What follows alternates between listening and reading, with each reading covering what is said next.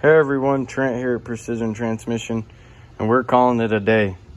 We got to order a Corvette servo for our tranny, so we're going to let it sit here for the night until we're able to get this 2.4 band totally anchored down, which will allow us to put the tranny on the table to make sure it's nice and straight. But we are built up to the top.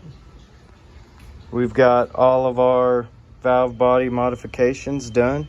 EPC solenoid changed, shift solenoids tested, seals changed, valve body plate modified, new gaskets, everything else cleaned up. So we just got a few things to do to this thing tomorrow, and we will have a customer happy and ready to pick up their unit. So we appreciate you guys watching today, and if you'll stay tuned for first thing in the morning, and we'll have this thing finished up. Thanks again. Have a great day.